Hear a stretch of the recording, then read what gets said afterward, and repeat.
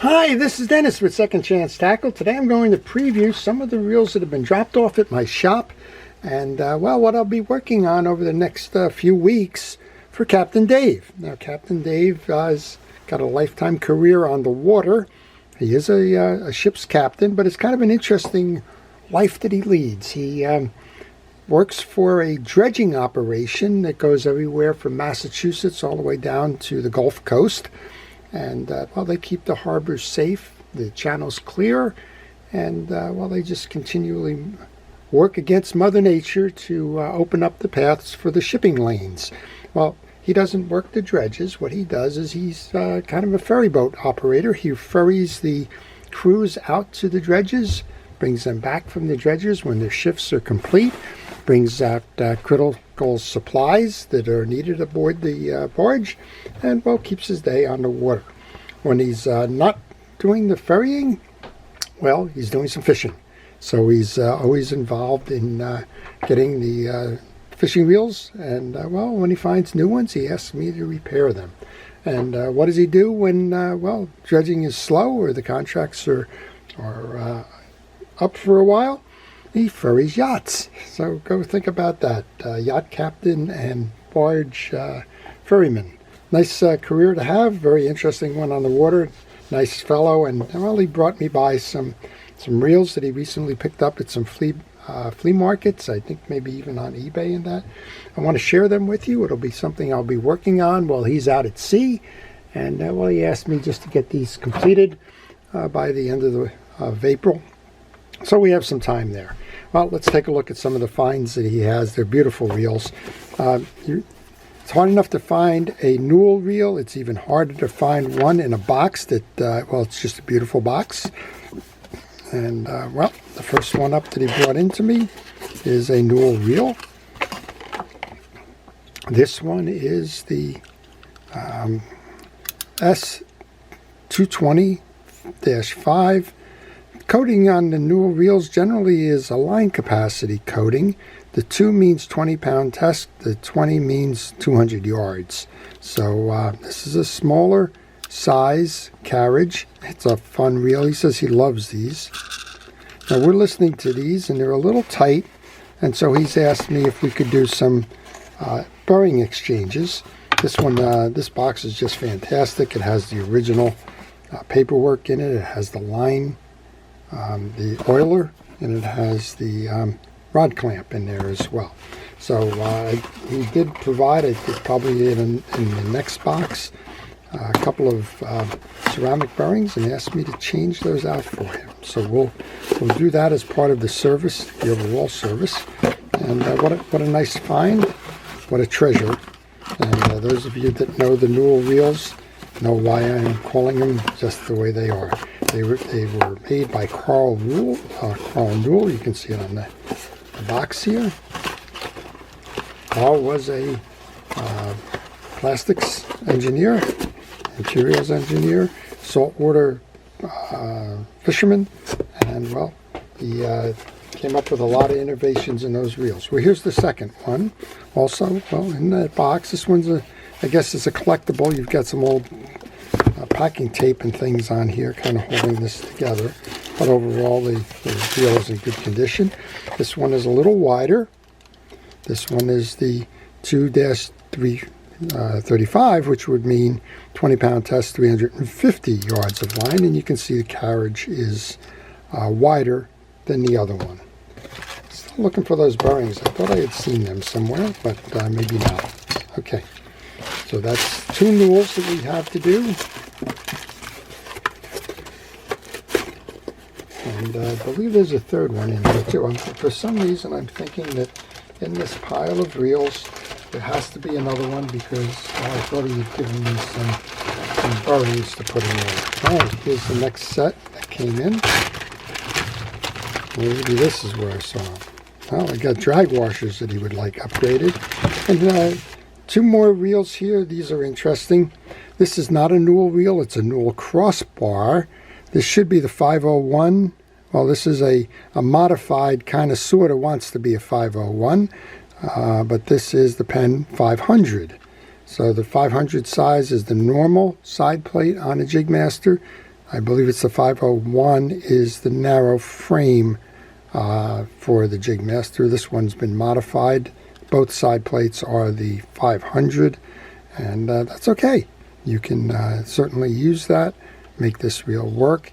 The advantage to it is that it has the narrow frame, and well, it just it gives you greater control, less frame twist when you're fighting bigger fish, and well, nice casting reel as well. So here's the other newel, the Blackie, as some folks like to call it. I knew I saw some bearings in there, so we have a couple of bearings, three newels, 2 sets of bearings. I'm not quite sure which ones we want to put that on. This is the Blackie. This is the 229. So again, on a reading standpoint, if I got the coding right, that says 20 pounds, 290 yards. This one runs smooth. So maybe he wants those. I'll check with him, but maybe he wants those on the other ones that are a little bit noisier. Okay, well, we got a lot of material in those alone for fishing reel how to service videos. The newels, I always get folks that want to know how to service those. The service is pretty straightforward, and it's pretty much along the same line. So we'll see what we can do there. Here's the drag washers. I assume that's for the newels. The drag washers for the newels share the same size as the drag washers for the Penn Jigmasters, which leads a lot of people to think, for some reason, that there's a connection between Carl Newell and the Jigmaster reel. There is not. He was never a Penn employee, and as far as I know. And well, I guess if the drag washers are out there at that size, why recreate them? Okay, let's get these off the table for a moment. Let's move on to the next pack that we have here. We have one that's not doing very well, from what I understand. This is a Penn Clash, so we'll do a video on this one as well. From what I understand, there's a skip going on in here. Not on the spinning right now, but under load, I understand that this is it's skipping. Now, I had done some quick work here to see maybe if it was braid related, kind of a braid slip. I didn't see that happening, but we're going to take this apart and we're going to try and understand or see if there's any apparent reason why he would get a skip under load, and we'll service the reel while we are at that. Well, another nice reel that he found out there is the Junior. This is the 146, and this actually is the 146 Penn Squidder. Kind of looks like that 501 Jigmaster. The difference is the bearings. The bearings are using the higher grade bearings for the Squidder. And the Squidder is a more narrow frame than the Jigmaster is. Nice reel, and certainly we'll clean that up for him as well. And then finally, the last one that he brought into me, I believe, is an Apple Black Max.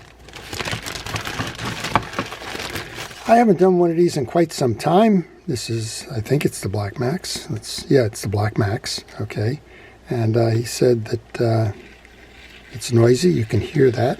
It could benefit from some bearings. There's no question about that. And well, it may just be dirty too. We've got a missing cap here. Yeah, you can see it on the bearings. You can benefit from them. This bearing is totally rusted, which well, that'll make that noise happen. So I'm going to see if I can find the cap for the Black Max.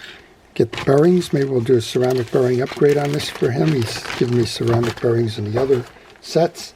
Let's go ahead and do that and get that cap and restore that reel for him. Well, he's got a buddy named Eddie, and Eddie always, either Eddie brings me Dave's reels or Dave brings me Eddie's reels when it's time to get some reels serviced. And we've got a classic reel in the bag here, and I don't know the story behind that other than I know this is a Penn 113H 4.0 Senator. I just did a video on this one showing how to replace the drag washers. I'm going to hope that the reel is complete. I see that the bridge is there. I see that the spool is there. And hopefully we got a bunch of frame pieces and parts in here. And we got some. So this is the Senator 2. It doesn't have the full frame. It's got the extended bars. And it looks like we might be missing something. I hope something didn't fall out of that case while we were bringing that along. All right, that one's a restoration project, but it can be done. I won't be doing a video on that because I just did a video on the 113H and how to do the dry washers. Well, if you like these types of videos, if you want to see how those reels actually get serviced, if you want to learn about fishing reel repair and manufacturers and what goes wrong and what goes right with reels and which are good ones and so on, I want to encourage you to subscribe to my channel. And if you do subscribe to my channel, please use that notification button. That'll let you know when I'm posting the videos, and well, you'll see if that's a reel that interests you and if you'd like to learn more about it. All right, so we're continuing on. This almost looks like that width of that Senator Junior. It's not. This is in the Baymaster series. This is the 180, and it's a straight conventional reel, no level wind. It's got an oversized handle on it. This is not the handle for the reel. This is a handle for a Penn Long Beach reel, probably the 65. And well, other than the bigger handle, it seems to be working okay. I'll have to check my library, see if I've done one of those in a while. If I haven't, maybe we'll add that. Here is the bigger version of the Penn Jigmaster. This is the 500, as we saw in the other one. These are made in the U.S. The burgundy side plates is late 70s, early 80s.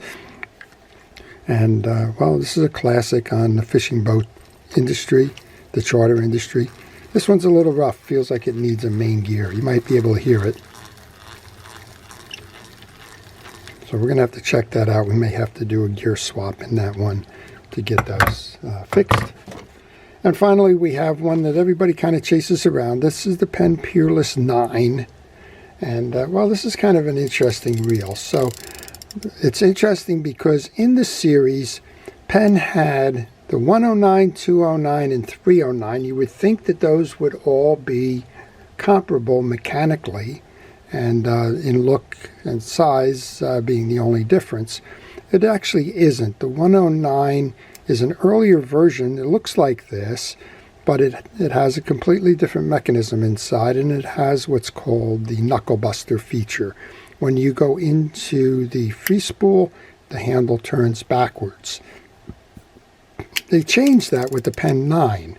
So the Penn 9 now almost is an exact miniature version of the 209 and the 309 and behaves the same way. So when you go into free spool, no backpedaling on the handle, and well, internally the mechanism is near identical to the others. This one seems to be getting stuck on the side here with the pawl, so we're going to have to find out what the issues are there. Okay, that's it. So that's Captain Dave and his buddy Ed sending in a bunch of reels that we'll be working on. We will certainly do the Newell reel and the Black Max, and I'll check my library to see what other ones may be there and which ones may be the subject of videos to come. If you would like to see one of these, and I don't plan to do a video on it, please leave that in the comments section.